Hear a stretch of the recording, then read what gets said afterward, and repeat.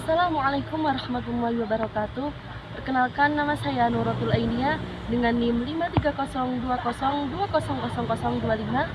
dari kelas IATB Fakultas Usuluddin Adab dan Humaniora. Kali ini saya akan menjelaskan makalah kami yang berjudul Sejarah dan Subjek-Subjek Penafsiran.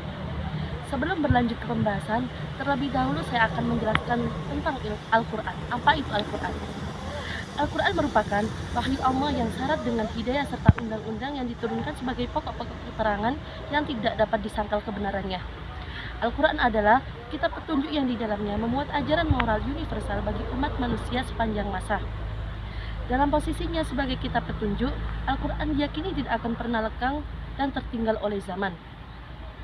Akan tetapi dalam kenyataannya, teks Al-Quran seringkali dipahami secara parsial dan ideologis sehingga menyebabkannya seolah menjadi teks yang mati dan tidak lagi relevan dengan perkembangan zaman. Selanjutnya yaitu pembahasan tentang sejarah-sejarah penafsiran. Sejarah penafsiran sendiri terbagi menjadi tiga. Yang pertama, sejarah penafsiran Al-Quran menggunakan riwayah atau tafsir bil ma'thur, dan yang kedua, sejarah penafsiran Al-Quran dengan menggunakan akal atau tafsir bil ra'yi, dan yang ketiga, sejarah penafsiran bersifat relatif dan tentatif. Penjelasan pertama terlebih dahulu yaitu tentang sejarah penafsiran Al-Quran menggunakan riwayah atau tafsir bil ma'thur. Pada masa ini dikenal dengan masa awal atau masa Rasulullah SAW, sahabat dan tabi'in. Mereka dalam menafsirkan Al-Quran lebih berorientasi pada persoalan bagaimana menentukan ragam qiraat yang terjadi pada masa itu. Hal ini dilakukan agar qiraat tersebut benar-benar valid dari Rasulullah SAW.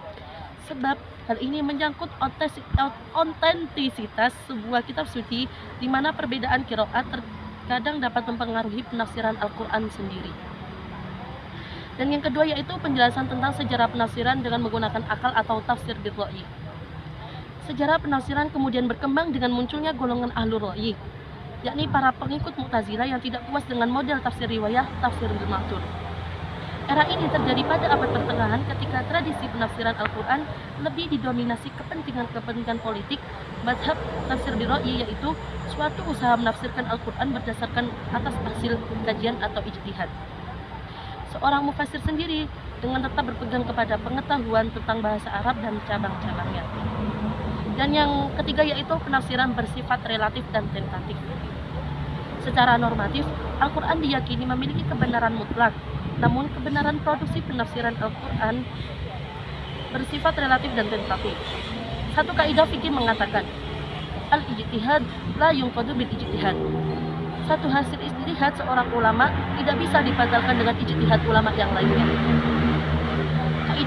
Kaidah ini menegaskan bahwa hasil penafsiran seorang tidaklah mutlak sifatnya. Sebab tafsir adalah respon mufassir ketika memahami teks kitab suci, situasi dan problem sosial yang dihadapinya. Dan yang terakhir yaitu subjek penafsiran. Subjek utama dalam tafsir yakni mufassir, karena tidak akan ada berbagai macam tafsir jika tidak ada penafsir atau mufassir. Dan kesimpulan materi yang saya sampaikan pada kali ini yaitu dalam kedudukannya sebagai kitab suci atau scripture dan mukjizat bagi kaum muslimin, Al-Quran merupakan sumber keamanan, sumber motivasi dan inspirasi, sumber nilai dan sumber segala sumber hukum yang tidak pernah kering atau jenuh bagi yang mengimaninya.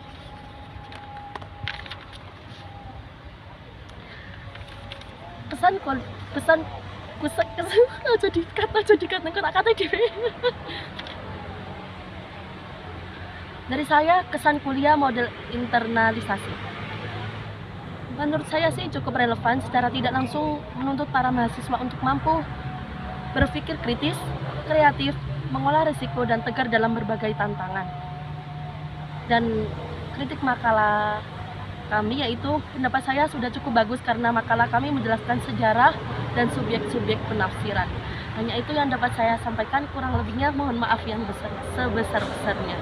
Assalamualaikum warahmatullahi wabarakatuh.